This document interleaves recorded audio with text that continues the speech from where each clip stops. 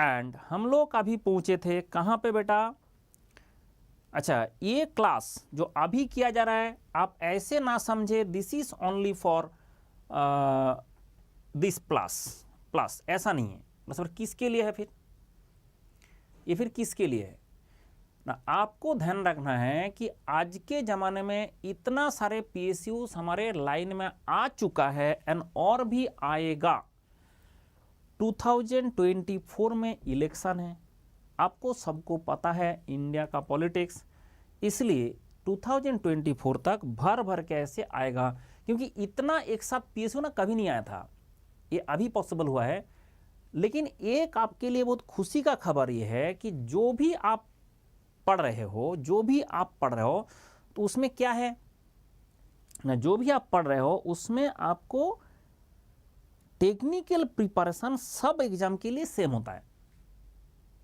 अब non tech में क्या होता है, किसी में नॉन टेक में भी सेम होता है प्रिपरेशन, लेकिन उसमें किसी में हमारा जीएस है, किसी में करंट अफेयर्स है, किसी में आपका इंग्लिश है, किसी में इंग्लिश नहीं है, किसी में हिंदी है, किसी में हिंदी नहीं है, मतलब इस टाइप का होता है। लेकिन नॉन टेक्निकल में तो बिल्कुल आपका सेम टू सेम प्रिपरेशन है। लेकिन ये गेट एंड आईएएस एग्जाम से थोड़ा डिफर करता है, गेट एंड आईएएस एग्जाम से, क्योंकि इसमें क्या होता है कि रट के जल्दी आंसर देना होता है। सिलेबस वही है, वो भी गेट का सिलेबस ही है। और सर गेट का ही सिलेबस है तो फिर कैसे एग्जाम दे? गेट का सिलेबस में गेट का पेपर, एक पेपर में 65 क्वेश्चन है, 3 घंटे में आपको एग्जाम देना है। और इसमें जैसे एसएससी जेईई है उसमें 200 क्वेश्चन है, 2 घंटे में आंसर देना है। अब समझ जाओ कि 200 क्वेश्चन है 2 घंटे में और उसका 65 क्वेश्चन है 3 घंटे में, तो इसका मतलब क्या होता है कि आपका जो स्पीड है कितना गुना चाहिए। बट वो बात नहीं है, बात है क्वेश्चन इस लेवल का है, जिस लेवल का क्वेश्चन है जिसमें आपका जो बात है उसमें अलग, मतलब वो टाइम में हो जाता है। अब टाइम में हो जाना, कॉम्पिटिटिव एग्जाम का प्रिपरेशन हमेशा डिफिकल्ट क्यों है ना? इस दुनिया में कॉम्पिटिटिव एग्जाम का प्रिपरेशन के लिए हमेशा आपको एक जो है स्टैंडर्ड मेंटेन करना पड़ता है। और सर कौन सा स्टैंडर्ड, क्या स्टैंडर्ड? कॉम्पिटिटिव एग्जाम अगर आप देना चाहते हो तो उसके केस में जो भी आज तक आपने पढ़ाई किया, जैसे कॉलेज का एग्जाम, स्कूल का एग्जाम, जो भी आपने कॉलेज का एग्जाम, स्कूल का एग्जाम इसमें पढ़ाई किया, उसका जो स्टैंडर्ड है और कॉलेज का एग्जाम का स्टैंडर्ड है वो थोड़ा सा डिफर करता है। बोला कैसे ना? आप देखो ऐसे, अगर आपका स्कूल का एग्जाम है तो कोई भी बंदा ऐसे जाता है, ठीक है। जैसे मेरा बेटा अभी क्लास 7 में पढ़ता है, ठीक है, हमने बिल्कुल कोई भी प्रेशराइज कुछ भी नहीं है, तुमको जो करना है करो, जितना कर सकते हो करो, अभी कोई प्रेशर नहीं है। क्यों ना? स्कूल का एग्जाम है, पार कर ही जाएगा, ठीक है, कोई प्रेशर उसको नहीं दिया जाता है कि भाई तुमको जितना तुम कर सकते हो कर लो, ऐसे आपको चिंता करने का जरूरत नहीं है, मतलब इतना हम टेंशन लेते नहीं है और बच्चे को भी देते नहीं है, क्योंकि वो स्कूल का एग्जाम है। लेकिन जैसे स्कूल में, जैसे स्कूल से कॉलेज का एग्जाम होगा, थोड़ा सा आपको मेहनत करना पड़ता है। और कितना ना? वो जो अगर आपका इंजीनियरिंग कॉलेज का एग्जाम है उसमें कितना मेहनत करते हो? और बस उतना सा, कितना? उतना सा। तो जो आईएएस का एग्जाम है उसके केस में, आईएएस का एग्जाम है, आपको उतना सा एग्जाम करना पड़ता है। कितना सा? उतना सा, मतलब कॉलेज एग्जाम के लिए। जब आपने कोई भी जॉब का एग्जाम देने जाओगे तो वो पार करने के लिए you need something extra from the others. आपका कुछ एक्स्ट्रा क्वालिटी होना चाहिए, जो क्वालिटी आपको ये पार करा सकता है। वो आपने से खुद से कूदना बहुत ही मुश्किल होता है इसमें। तो इसलिए इतना हम लोग कोचिंग का, हम बोल सकते हैं ये मोनोपोली है, ठीक है। मैं कोचिंग को सपोर्ट नहीं करता हूं कभी, और मैं कोचिंग कराता हूं ठीक है, खतरनाक आदमी है। मैं कोचिंग को कभी भी सपोर्ट नहीं करता, मैं खुद कोचिंग इंडस्ट्री में हूं। क्यों ना? ये इंडियन जो एजुकेशन सिस्टम है उसमें कोचिंग अनिवार्य है, ठीक है। इंडियन एजुकेशन सिस्टम में कोचिंग अनिवार्य है, क्योंकि कोचिंग के बिना इंडिया में आप पढ़ाई नहीं कर सकते और कुछ भी नहीं कर सकते। ऐसा नहीं पढ़ाई, आपने कुछ भी नहीं कर सकते। तो आपका जो है कि कोचिंग के बिना, ये देखो practice makes a man perfect, अगर आपने बोला practice makes a man perfect, बहुत गलत बात है। क्यों सर, ऐसे कैसे गलत बात है? Practice makes a man perfect ऐसे कैसे गलत बात है ना? उसका कारण है कि practice makes a man perfect, ये गलत बात हो गया। एक मिनट, जस्ट ए मिनट, क्यों गलत बात है ना? Practice makes a man perfect, जैसे मान लो कि आपका एक मछली है, उसको आपने ट्रेनिंग दो कि तुमको पेड़ में चढ़ना है, तो ये आपका प्रैक्टिस करेगा, जितनी बार प्रैक्टिस करेगा वो परफेक्ट नहीं होगा। Correct practice makes a man perfect, correct practice, videos में यूट्यूब, तो correct practice makes a man perfect, तो आपका करेक्ट प्रैक्टिस जो है वो होना जरूरी है। तो इसलिए ये बात ध्यान रखें कि क्या आपने एसएससी, जेईई एंड पीएसयू के लिए करेक्ट प्रैक्टिस कर रहे हो, and what is the correct practice ना? मंडल लेके आया है वो जुगाड़। कैसे ना? आपको जैसे SSC, JEE and other exam का जो स्टैंडर्ड्स है, SSC, JEE and other exam है, उसका जो स्टैंडर्ड है, कोई पाथ भी तो चाहिए। हाँ अमित बेटा, ये है कि मंडल बता रहा है कि मैं कोचिंग का एगेंस्ट में हूं और मैं कोचिंग कराता हूं, ये कैसा बात है भाई? जब इंजीनियरिंग कॉलेज में आप जाओगे, आपको पता है कि जो पढ़ाया जाता है उसका स्टैंडर्ड क्या है। कोई भी स्कूल में जाओगे, प्राइवेट स्कूल में स्पेशली, आपको पता है कितना लो ग्रेड का टीचर होता है। अब ऐसा लो ग्रेड का टीचर को अगर हम लोगों ने रखे हैं, तो स्टूडेंट सीखे तो कहां से सीखे? प्रॉब्लम ये है। तो मैं कोचिंग का, ट्यूशन का एगेंस्ट में हूं, लेकिन फिर भी हमें कोचिंग कराना पड़ रहा है। क्यों ना? पढ़ रहा है, ये नहीं कि मुझे करने का इच्छा है, मुझे पढ़ रहा है। क्योंकि अगर मेरे से नहीं पढ़ोगे, सब्जेक्ट तो दिखता ही नहीं है कभी कुछ। और कुछ टीचर भी है, वो लोग क्या करता है कि मैं पास्ट में घुसा रहूंगा। मतलब पास्ट में मतलब कहता है कि जो 10 साल पहले, भाई दुनिया चेंज हो रहा है, और दुनिया चेंज होता जा रहा है, लेकिन वो लोग चेंज नहीं हो रहा है। अब वो लोग जब चेंज नहीं हो रहा है तो क्या होगा, दिक्कत क्या होगा ना? आपका दिखाता हूं खेल। वर्ल्ड इज चेंजिंग, पूरा दुनिया जब चेंज हो रहा है तो एजुकेशन क्यों नहीं चेंज कर रहा हो? आज भी आपको वही घिसा पीटा सिलेबस है, वही घिसा पीटा प्रोसीड्योर है। कोई भी बंदा आज तक क्यों इसमें नहीं आ रहा है कि आपको मेहनत करके, आपको जो इंटरनेशनल स्टैंडर्ड है उसको मीट करना चाहिए। दुनिया चेंज होता जा रहा है, तो जिस तरह से चेंज होता रहा है, एजुकेशन को क्यों नहीं चेंज कर रहा हूं? मैंने 2011 मैंने 7 से शुरू किया प्रोजेक्टर लगाना। 2007 से मैंने प्रोजेक्टर से पढ़ाना शुरू कर दिया। अब एक टीचर था जिसका नाम अच्छा था उस टाइम में, तो उसने क्या किया, उसने देखा कि उसने प्रोजेक्टर का पीपीटी नहीं बना सकता, he can not make PPT. तो उसको लगा कि मंडल प्रोजेक्टर से पढ़ा देगा तो मंडल का नाम अच्छा हो जाएगा। ठीक है, मंडल प्रोजेक्टर से पढ़ा देगा, मंडल का नाम अच्छा हो जाएगा, मैं तो पीपीटी नहीं बना सकता। उसने घुस के हर क्लास में घुस के उसका हर लेक्चर के बीच में 5 मिनट बाद उसका यही था कि प्रोजेक्टर से पढ़ाई नहीं हो सकता। अब क्या हुआ कि वो आदमी बोल रहा है, फिर कुछ स्टूडेंट भी क्या होता है, कुछ स्टूडेंट लॉजिकल होता है और कुछ स्टूडेंट क्या होता है कि वो बहती गंगा में हाथ धो लो, तो उसमें क्या होता है, वो लगा कि ऐसे होगा। आज 2022 है, उतना दूर भी नहीं, 2018 में जाके वो बंदा खुद प्रोजेक्टर लगाता है क्लास में।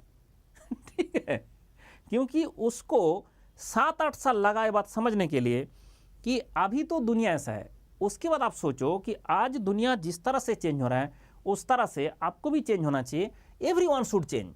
पहले ये ब्लैक बोर्ड में, ये मैंने इसमें कभी नहीं पढ़ाया, ऐसे ब्लैक बोर्ड में मैंने कभी नहीं पढ़ाया, लेकिन मैंने पढ़ा हूँ। जैसे मेरा जो सर है वो लोग इसी में पढ़ाते थे, तो चाक एंड ऐसे कलरफुल होता था, उसके नीचे पूरा डस्ट गिरता रहता था, ऐसे ब्लैक बोर्ड में पहले पढ़ाई होता था, उसके बाद आ गया था ऐसे व्हाइट बोर्ड। ठीक है, व्हाइट बोर्ड से मंडल शुरू किया जर्नी। ठीक है, व्हाइट बोर्ड से मंडल जर्नी शुरू किया, एंड ये व्हाइट बोर्ड के बाद आ गया अभी डिजिटल बोर्ड। तो इसका मतलब क्या है कि आपका व्हाइट बोर्ड से अभी आ गया डिजिटल बोर्ड। तो डिजिटल बोर्ड के बाद आके आपकी कैमरा सिस्टम एवरीथिंग। तो मतलब ये बात ध्यान रखें कि आज जब हमारे पास ये डिजिटल बोर्ड पॉसिबल है, तो इसके अंदर में एनिमेशन भी पॉसिबल है, इसके अंदर में वीडियो बनाना भी पॉसिबल है, इसके अंदर वीडियो से आपको चीज़ को समझाना भी पॉसिबल है। तो सारे चीज़ लेके आओ। अब कुछ टीचर का इंटरेस्ट है कि मैं लेके ही नहीं आऊँगा, मैं जो पास्ट में जो करता था, जो हमें जो जिस तरह से ऐसे ड्रॉ कर करके पढ़ाया गया था, मैं ड्रॉ कर करके पढ़ाऊंगा, हम जाके ड्राइंग करेंगे। फिर जाके बंदा का क्या कर रहा है, कोचिंग हो चाहे कॉलेज हो, लोग क्या कर रहा है कि ऐसे ड्रॉ करो, एक डायग्राम आधा घंटे में ड्रॉ हो रहा है। ठीक है, एक डायग्राम ड्रॉ करने के लिए आधा घंटा लगा रहा है, और उसका जरूरत भी नहीं है। भाई तुमको समझाना है तो आपके पास तो सिस्टम अवेलेबल है। तो इसलिए क्या होता है कि दुनिया जिस तरह से चेंज हुआ, चेंज कर नहीं रहा है। तो इसलिए मुझे एडुकेशन में क्या करना पड़ा, मुझे एडुकेशन में क्या करना पड़ा ना, एडुकेशन में रिवोल्यूशन लाने के लिए मंडल को लगना पड़ा।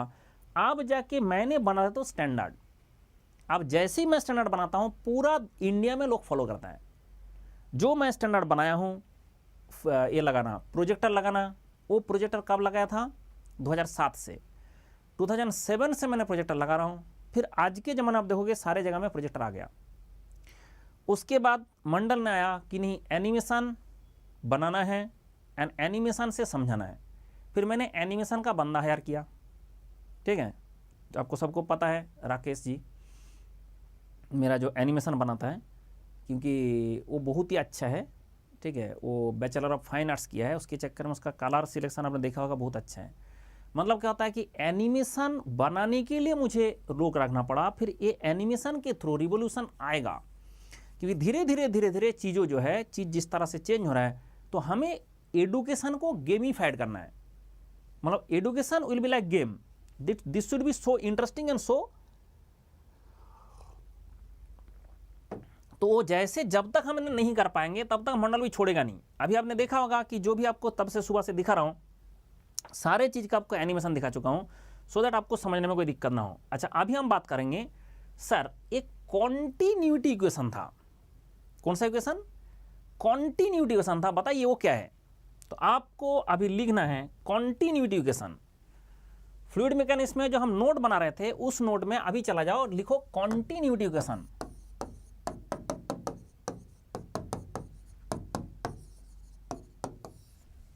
Yes Sanaul, continuity equation.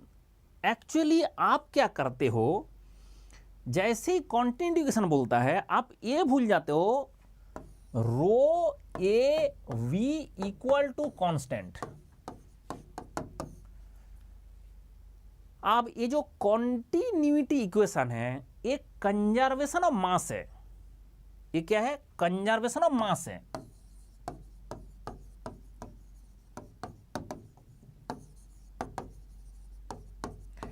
इसका मतलब है कि कोई भी फ्लो हो, रोटेशनल, इरोटेशनल, दुनिया का जो सनाल बोल सकते बोल दो, रोटेशनल, इरोटेशनल, दुनिया का जितना सनाल हो सकता है बोल दो, दुनिया का जितना सनाल, कॉन्टिन्यूटी इक्वेशन में दुनिया का जितना सनाल हो सकता है बोल दो, कितना सनाल?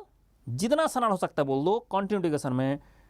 उसमें क्या होता है कि आपका कॉन्टिन्यूटी इक्वेशन अगर सेटिस्फाई नहीं किया, दुनिया में कोई भी अगर कॉन्टिन्यूटी इक्वेशन सेटिस्फाई नहीं किया, इसका मतलब है वो फ्लो हो ही नहीं सकता,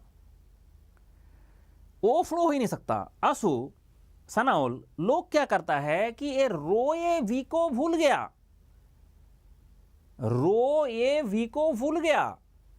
yes answer, you are correct. Rho one A one V one equal to rho two A two V two. तो इसमें आपका rho one A one V one equal to rho two A two V two, ये आपका constant है भाई। तो sir ये continuity equation आप बता रहे हो, लेकिन मैंने तो पढ़ा हूं कुछ दूसरा ही टाइप का चीजें, एंड मैंने जो पढ़ा हूं उसमें तो कुछ और ही है भाई। ये पहले बात ध्यान रखे, ये पहला शुरुआत जो है इसी से है, ये एक कंटिन्यूटी इक्वेशन का फॉर्म है। नहीं, ये कॉम्प्रेसिबल में होगा, रो 1 है भाई। ये कॉम्प्रेसिबल इनकॉम्प्रेसिबल जितना सेबल है, कॉम्प्रेसिबल इनकॉम्प्रेसिबल जितना सेबल है, ठीक है, कॉम्प्रेसिबल इनकॉम्प्रेसिबल जितना सेबल है, सारे सिबल में, सत्यजीत, सारे सिबल में ये लगेगा।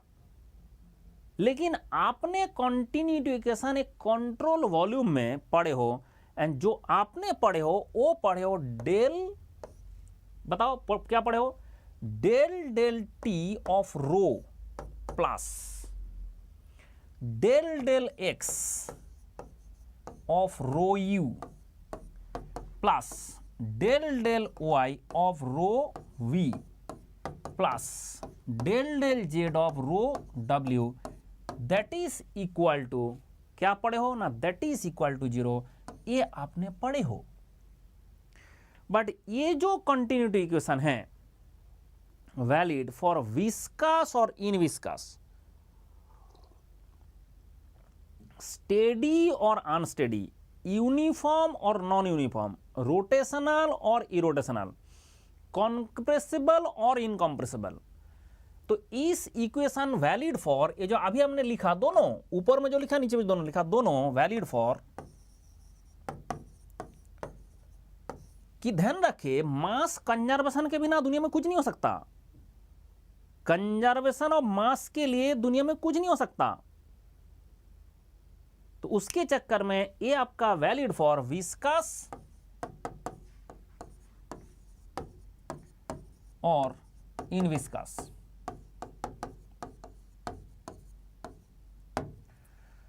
This is valid for viscous और इनविस्कस, स्टेडी और अनस्टेडी।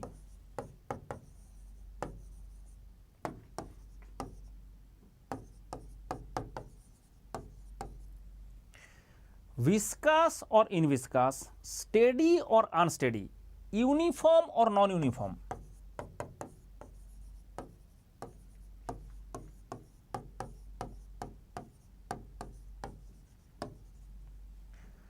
मतलब जो चीज है ये वैलिड फॉर स्टेडी और अनस्टेडी, ठीक है, विस्कस और इनविस्कस, स्टेडी और अनस्टेडी, यूनिफॉर्म और नॉन यूनिफॉर्म, रोटेशनल और irrotational.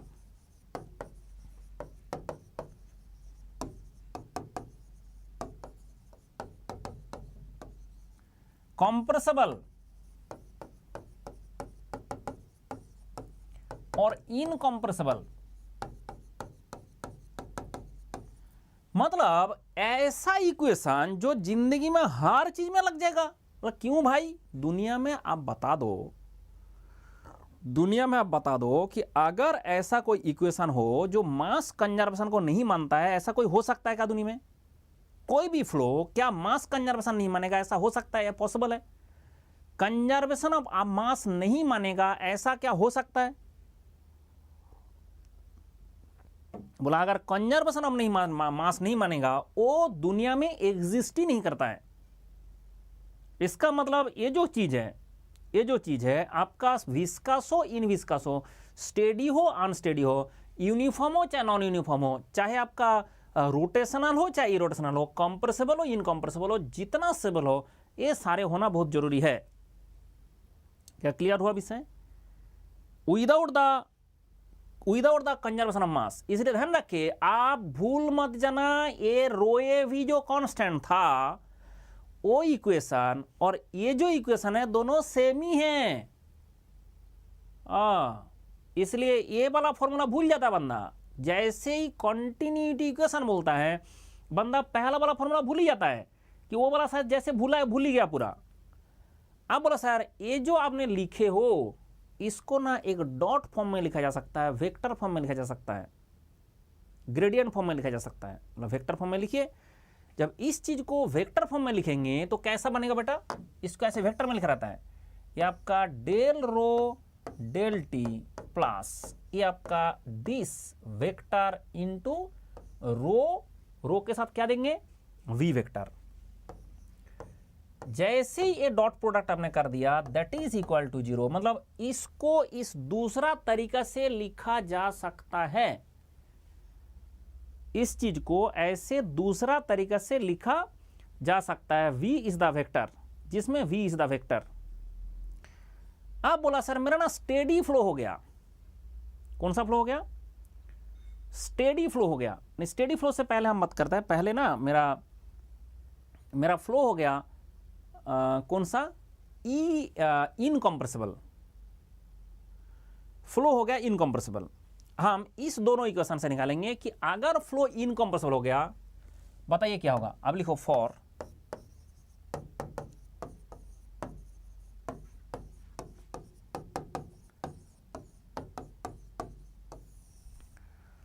For incompressible flow. Prachi,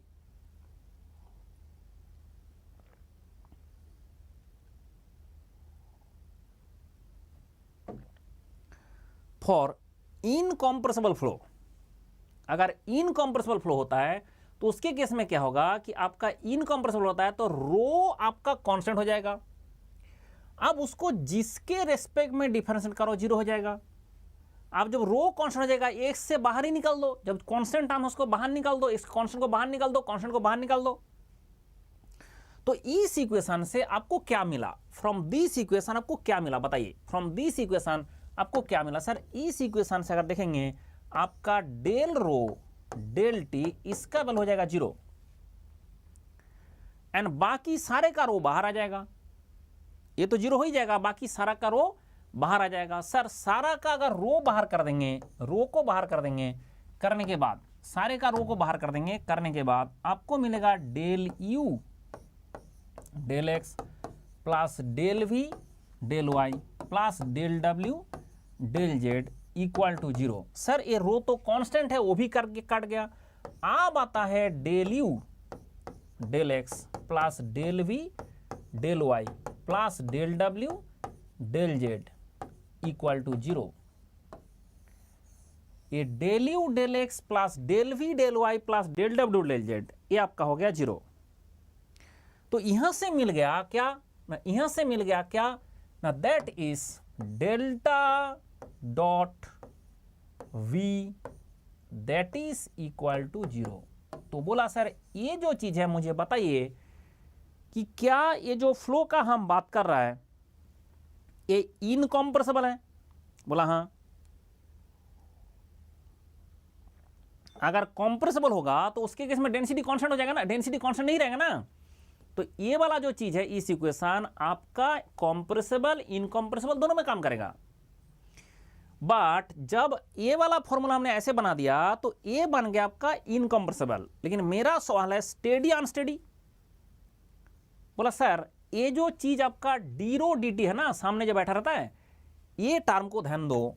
ये अगर रो कांस्टेंट है तब भी जीरो और टी कांस्टेंट है तब भी जीरो। मतलब टी के रेस्पेक्ट में चीज चेंज नहीं हो रहा तब भी जीरो, और टी के रेस्पेक्ट में चीज चेंज नहीं होता है स्टेडी फ्लो में। मतलब स्टेडी फ्लो कर दोगे तब भी ये जीरो हो जाएगा, और कॉम्प्रेसिबल इनकॉम्प्रेसिबल कर दो तब भी जीरो हो जाएगा। लोचा ये है कि इस इक्वेशन में सबसे बड़ा लोचा है इसका पहला वाला टर्म हमेशा जीरो हो जाएगा। पहला वाला टर्म अगर वो स्टेडी है तब भी जीरो हो जाएगा, और अगर रो कांस्टेंट है तब भी जीरो हो जाएगा। इसके चक्कर में ये जो हमने इक्वेशन बनाता है ना, ये वाला इक्वेशन, ये इक्वेशन हमारा स्टेडी अनस्टेडी दोनों में लग जाता है, फिर सिर्फ इनकम्प्रेसिबल होना चाहिए। ये इक्वेशन स्टेडी अनस्टेडी दोनों में लग जाएगा क्योंकि आपका पहला टर्म तो जीरो ही हो गया, सिर्फ इनकम्प्रेसिबल होना चाहिए। तो इसके चक्कर में इस क्वेश्चन को घुमा घुमा के पूछता है ये जो दोनों चीजें कब लगेगा। आप बोलोगे सर इनकम्प्रेसिबल।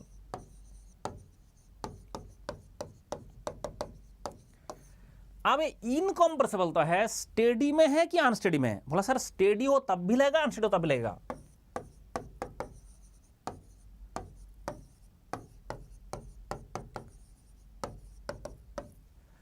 ये आपका स्टेडी हो तब भी लगेगा, अनस्टेडी हो तब भी लगेगा।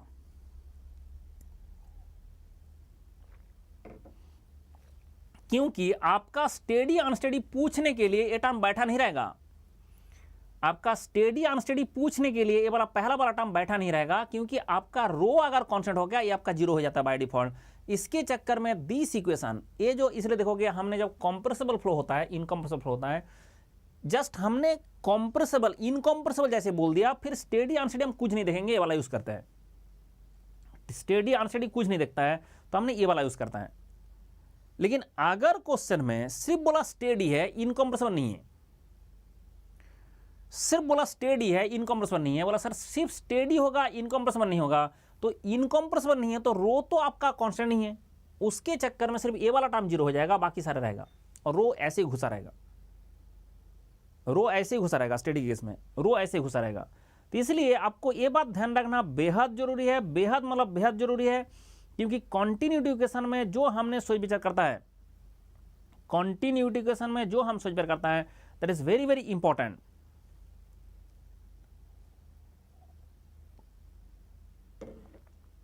और एक कंजर्वेशन ऑफ मास है, कंजर्वेशन ऑफ मास है, जो कंजर्वेशन ऑफ मास होता है उसके चक्कर में, कंजर्वेशन ऑफ मास होता है उसके चक्कर में without following the continuity equation कभी दुनिया में कुछ नहीं हो सकता। जो फॉलो नहीं करेगा कॉन्टिन्यूटी इक्वेशन उसमें कभी कुछ नहीं हो सकता। बोले सर कुछ नहीं हो सकता तो आप कुछ क्वेश्चन कराइए जिससे हमें पता चले कि कैसे हो सकता कैसे नहीं हो सकता। तो हम लोगों ने कहां तक पहुंचे थे ना, हम लोगों ने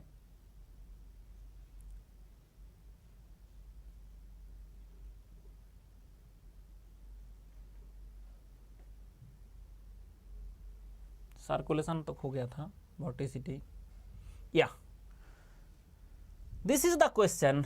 अब बताइए the curl of A given velocity vector field indicators of the rate of. Sir curl कहां से आया? अभी तो आपने डॉट प्रोडक्ट बता रहे थे, अभी तो आपने डॉट प्रोडक्ट बता रहे थे, कर्ल कहां से आ गया भाई? जब आपका कर्ल बोल दिया जाएगा तो उसके केस में तो आपने अभी तो डॉट प्रोडक्ट बता रहे थे, तो कर्ल कहां से आ गया? सर वो कॉन्टिन्यूटी इक्वेशन तो नहीं है। ये बात तो आपका खून में घुस गया कि कर्ल जब बोला ये तो कॉन्टिन्यूटी इक्वेशन नहीं है, तो इसके चक्कर में कर्ल जो आपका वेक्टर है indicator of the rate of क्या है? डिफॉर्मेशन है ये। तो अगर उसका क्रॉस प्रोडक्ट बोलेंगे तो आपका होता है रेट ऑफ डिफॉर्मेशन, अगर कर्ल बोल देंगे तो उसका रेट ऑफ डिफॉर्मेशन होता है। तो इसके चक्कर में क्रॉस प्रोडक्ट होगा तो रेट ऑफ डिफॉर्मेशन। तो ये आप लिख के रखो, ये नोट भी लिख लो क्योंकि ये भी जरूरत पड़ेगा। जो हमने लिखे थे उसी में कर्ल आपका जो है वेक्टर फॉर्म में लिखोगे तो ऐसे कर्ल, इस एक्चुअली इसके ऊपर भी एक वेक्टर है curl of this, actually cross product. यहाँ पे जब क्रॉस प्रोडक्ट करोगे तो आपका कर्ल है, तो आपका इंडिकेटर ऑफ डिफॉर्मेशन। और इसको डॉट कर दोगे तो फिर हो जाएगा कॉन्टिन्यूटी इक्वेशन, इसको डॉट कर देंगे तो हो जाएगा कॉन्टिन्यूटी इक्वेशन। नेक्स्ट आता है equation of continuity result from the principle of conservation. That is very interesting question. बताइए आंसर बताइए। Prachi, Prachi you are correct, Venkata, Mudita, Kamesh sir, Ashu, Sachin, Kamesh sir yes you are correct, Ojas, Prachi you are correct. कि जो कंजर्वेशन ऑफ, ये देखो question SSC जे वाले ऐसे ही करता है, क्वेश्चन एसएससी जे वाले ऐसे ही करता है, इतना ही करता है। अब आता है any liquid flow obeys the following. कोई भी लिक्विड जो फ्लो होता है ओबेज द फॉलोइंग, कोई भी लिक्विड फ्लो मतलब कोई भी क्या मानना चाहिए उसको? क्या मानना चाहिए ना? उसको कॉन्टिन्यूटी इक्वेशन मानना पड़ेगा, क्योंकि विदाउट कंजर्वेशन ऑफ मास नहीं हो सकता। ये सब कैपिलरी न्यूटन और सब लॉ सब अलग बात है। पहले फ्लूइड कुछ भी फ्लो, बार बार इसलिए मैं बोल रहा था कि चाहे कुछ भी फ्लो हो उसमें कॉन्टिन्यूटी मानना ही पड़ेगा। विदाउट कंजर्वेशन ऑफ मास कभी कुछ नहीं हो सकता। नेक्स्ट है an ideal flow of any fluid must fulfil the following. कोई भी फ्लो है उसमें क्या फुलफिल होना चाहिए? बोला सर कॉन्टिन्यूटी इक्वेशन फुलफिल होना चाहिए। क्यों? अभी कौन सा होगा बेटा?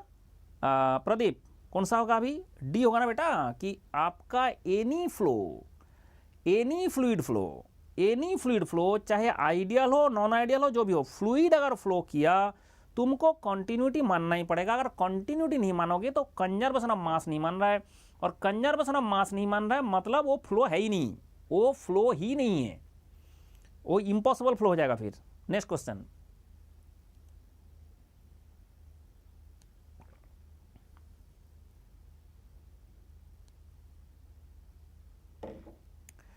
क्वेश्चन को थोड़ा सा घुमा दिया कि कॉन्टिन्यूटी इक्वेशन कहां कहां लगता है।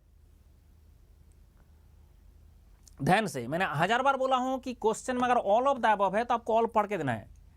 क्या स्टेडी फ्लो में कंटिन्यूटी इक्वेशन चलता है? बोला सर हाँ, स्टेडी फ्लो हो तो कंटिन्यूटी मानना पड़ेगा। क्या वन डायमेंशनल फ्लो में मानना है? हाँ भाई, वन डायमेंशनल में मानना है।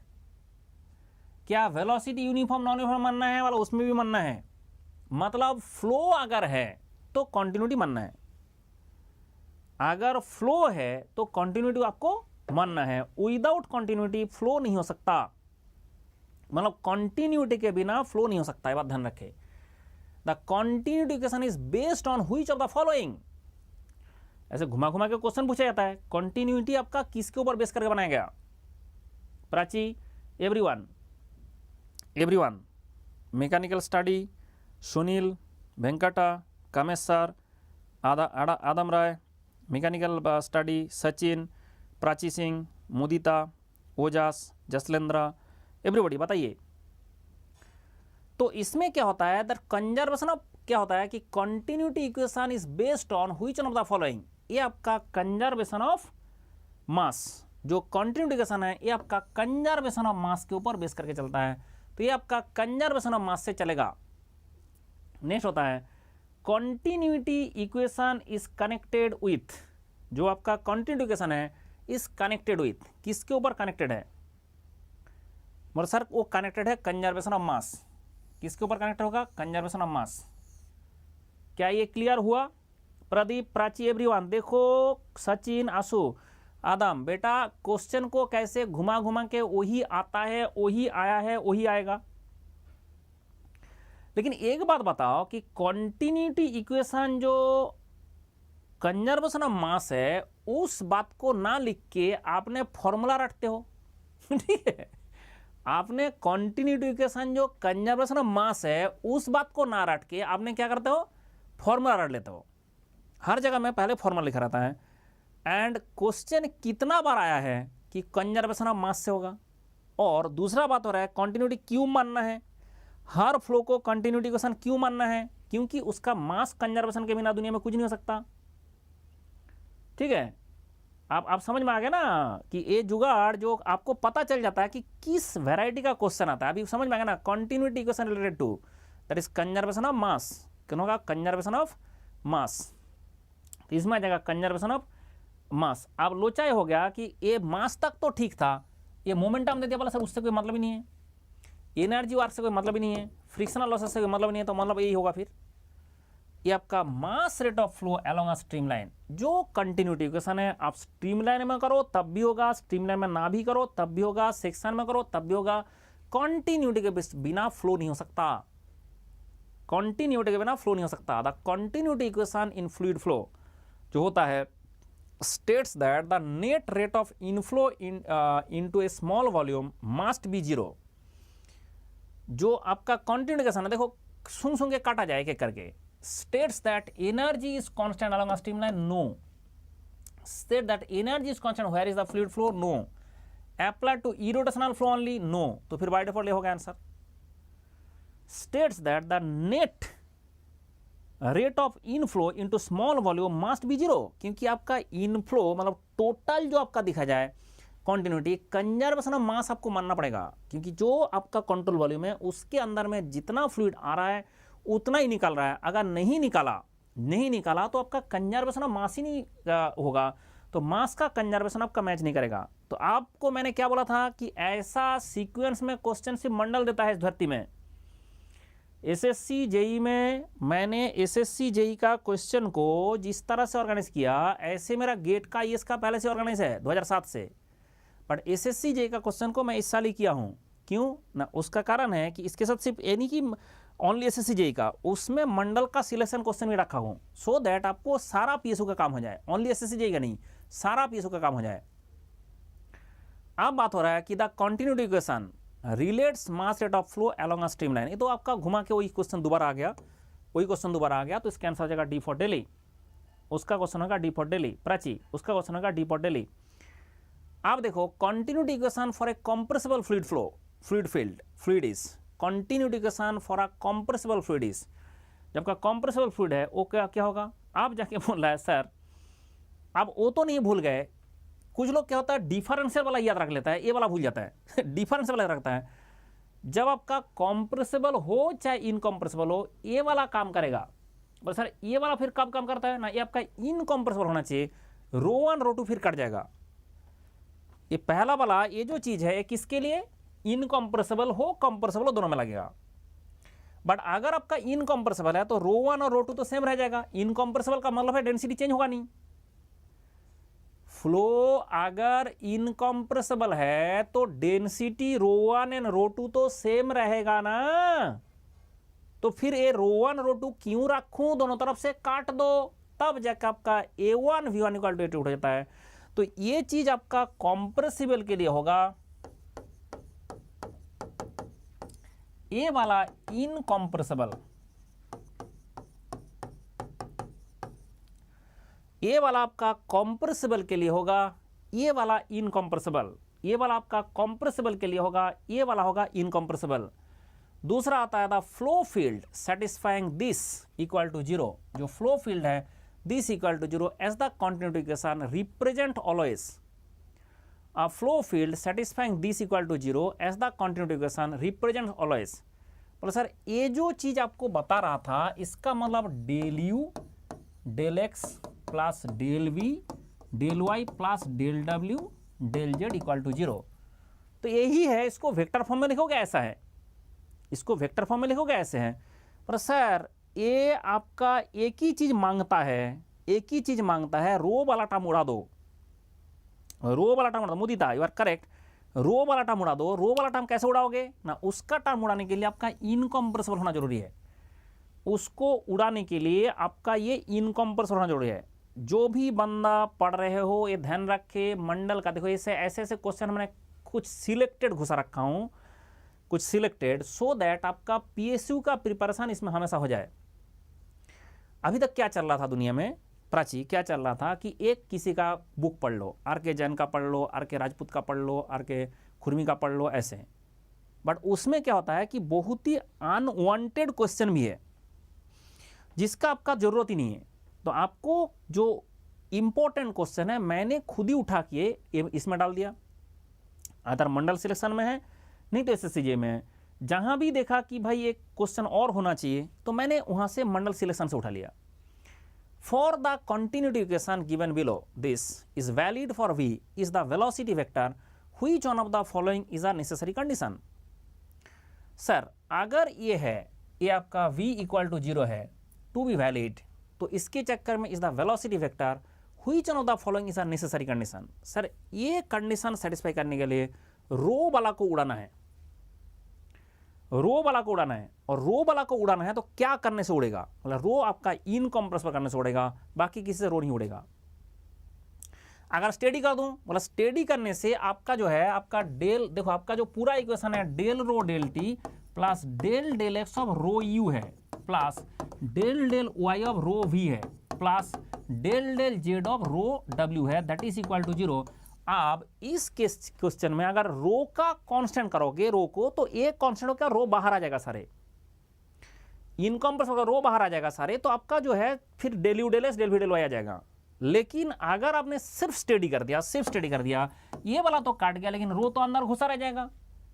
उसके चक्कर में ये जो आपका वी ना होकर यहाँ पे रो इंटू वी हो जाएगा, वो लोचा आपका आ जाता है। मतलब अगर आपने सिर्फ स्टडी करोगे तो ये इक्वेशन बन जाएगा दिस डॉट रो वी, ऐसे हो जाएगा तब जाके होगा। मतलब अगर आपका ऐसा हुआ कि आपका मान लो कि बोला कि मुझे सिर्फ स्टेडी फ्लो है, तो स्टेडी फ्लो होगा तो यहाँ पे रो घुसा रहेगा, क्योंकि रो आपका चेंज हो सकता है, इसलिए खोपड़ा में घुसे कि इनकॉम्प्रेसिबल होगा तभी आपका रो बाहर आ सकता है एंड तभी आपका ये चीज 0 हो सकता है। ये इनकॉम्प्रेसिबल इसके कंडीशन में वेरी, ये घुमा घुमा के आता है एंड आ चुका है। आप देखो आपका एसएससी जेई हो, मंडल सिलेक्शन हो, ऐसे होता है। अंग्रेजी ऐसे लिखा है 3 dimensional flow, del you del S del b del y del डब्ल्यू डेल जेड, ठीक है, दैट इज इक्वल टू 0। ये किसके लिए एप्लीकेबल है, मतलब सर ये एप्लीकेबल है किसके लिए, आइडियल फ्लूइड फ्लो के लिए। ये किसके लिए एप्लीकेबल है, this is for ideal fluid flow के लिए एप्लीकेबल है। तो the continuity equation for 3 dimensional flow, जब का 3 डायमेंशनल फ्लो है, del you del S del b del y del डब्ल्यू del z is applicable to ideal fluid flow. Next question आता है कि sir there general equation their general equation for continuity for three-dimensional flow in incompressible fluid for steady flow is u v w are components of velocity in x, y and z direction. General equation of continuity of three-dimensional flow of incompressible fluid for steady flow is u v w are components of velocity in x, y and z direction.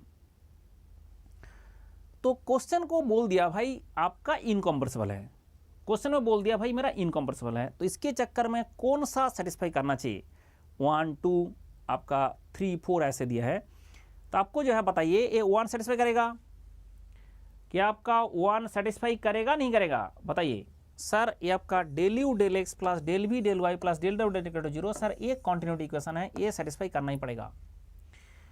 अगर minus होगा तो यहां भी एक minus होना चाहिए, मतलब ये सेटिस्फाई नहीं करेगा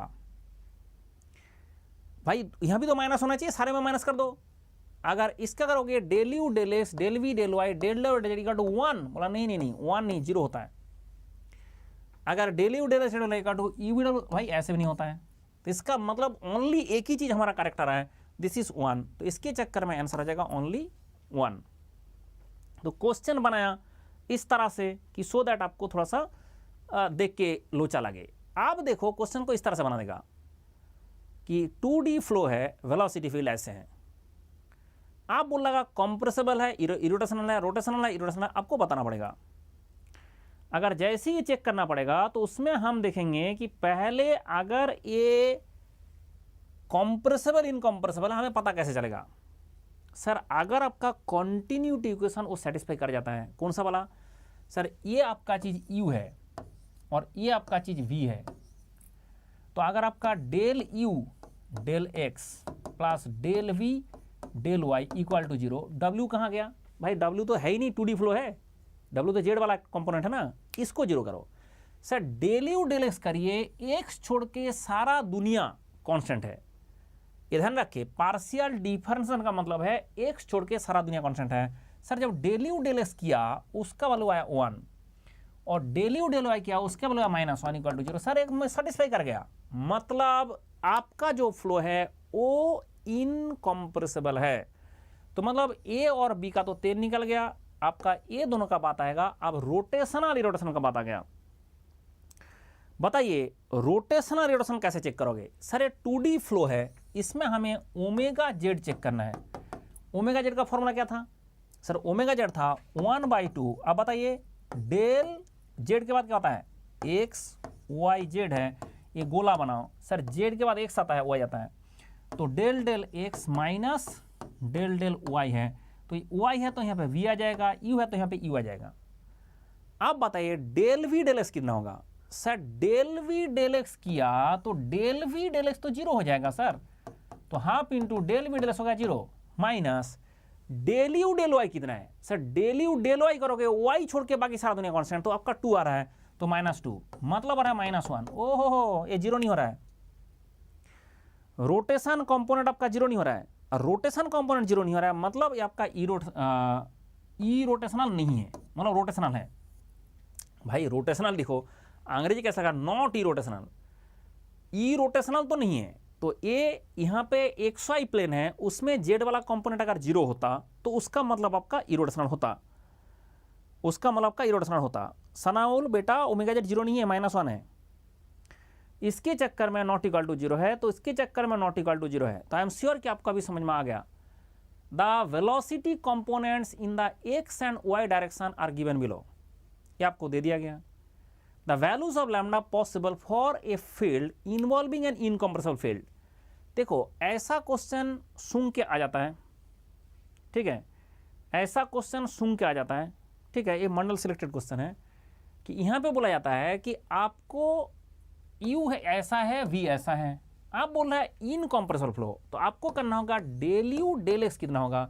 सर x छोड़ के बाकी सारा दुनिया कॉन्स्टेंट है, तो इसमें लैम्डा इंटू वाई क्यूब आ रहा है -2xy आ रहा है, ये आपका डेल यू डेल एक्स है, ये आपका lambda into y cube -2xy आ रहा है, plus del we del y, del we del y करिए, डेल वी डेल वाई करिए तो आपका 2xy -1/3 ऑफ 3/4 है, 3/4 पहले है इंटू 4y3, तो 4 काट के 3 भी आ गया।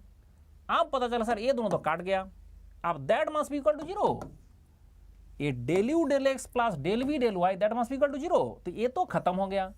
अब y3 भी काट गया, काट के बचा क्या, lambda equal to lambda minus 3 equal to 0, तो लैम्डा का वैल्यू कितना हो रहा है ना, लैम्डा का वैल्यू हो रहा है लैम्डा माइनस 3 इक्वल टू 0, 3 हो जाएगा। अगर ये सेटिस्फाई किया तभी जाके ये आपका इनकम्प्रेसिबल होगा। तो इनकम्प्रेसिबल चेक करने के लिए आपने क्या करोगे, इनकम्प्रेसिबल है नहीं है चेक करने के लिए क्या करोगे, कॉन्टिन्यूटी इक्वेशन इनकम्प्रेसिबल वाला लगा दोगे। अगर वो 0 हो गया इसका मतलब आपका इनकम्प्रेसिबल है, और अगर वो 0 नहीं हुआ इसका मतलब कंप्रेसिबल है। इनकम्प्रेसिबल वाला जो हमारा कॉन्टिन्यूटी इक्वेशन है ये आपका del you del x plus del we del y plus del डब्ल्यू डेल जेड इक्वल टू 0, तो इस वाला का टर्म हमें लेना ही नहीं है क्योंकि 2D फ्लो है, U1V है, W तो है नहीं, तो इसके चक्कर में आपका ये जो del you del x plus del v ये 0 होना चाहिए तभी ये इनकम्प्रेसिबल है। अगर ये 0 नहीं हुआ तो कंप्रेसिबल है। अगर रोटेशनल सर हमने ओमेगा जेड चेक करेंगे 2D फ्लो में, ओमेगा जेड चेक करेंगे, del del y minus del del x, इसका यू हो जाएगा, यहाँ पे वी हो जाएगा। तो ऐसे करके हमें सोच विचार करना है, ऐसे करके for a 2 dimensional incompressible flow field given by, तो 2 डायमेंशनल इनकम्प्रेसिबल फ्लो फील्ड, आपका 2 डायमेंशनल इनकम्प्रेसिबल फ्लो फील्ड है given by E equal to A X this, ठीक है, A equal to this is equal to A X into this, ये GATE का question है। अच्छा मैंने कि क्या दूसरा खोल दिया क्या, हाँ ये थोड़ा डिफिकल्ट क्वेश्चन में चला गया इसलिए इसको छोड़ दो,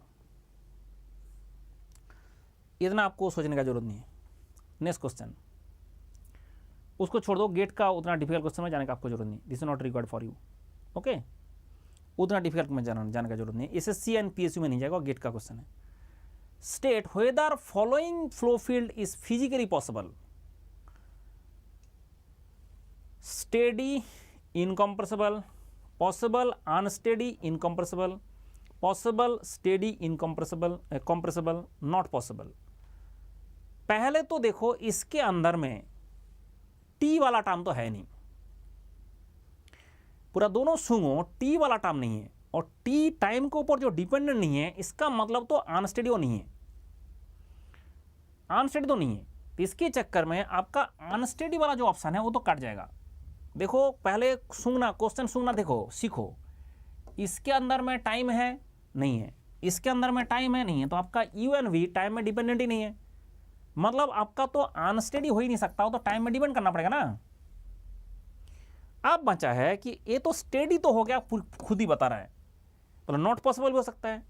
आप स्टेडी के साथ एक कॉम्प्रेसिबल है कि इनकॉम्प्रेसिबल हमें देखना होगा, कॉम्प्रेसिबल है कि इनकॉम्प्रेसिबल है। पर सर ये अगर हमारा इनकॉम्प्रेसिबल का इक्वेशन मानता है तो इनकॉम्प्रेसिबल है, और नहीं है तो हम देखेंगे। फिर बताया जा रहा है कि आपका ये जो चीज़ है डेल यू डेल एक्स करिए, del you del x, sir del you del x करेंगे तो आपका 3y² हो जाएगा प्लस 2, अगर डेल यू डेल एक्स करेंगे 3y² हो जाएगा प्लस 2, और अगर डेल वी डेल वाई करेंगे तो उसके चक्कर में आ जाएगा डेल वी डेल वाई, ये आपका -2 -3y², that is equal to क्या आ रहा है सर, ये +2 -2 काट गया, 3y3 काट गया, 0 आ जा रहा है। ओ मतलब आपका इनकम्प्रेसिबल का कॉन्टिन्यूटी इक्वेशन मान लिया, इनकम्प्रेसिबल का कॉन्टिन्यूटी इक्वेशन मान लिया, तो इसका मतलब आंसर क्या होगा,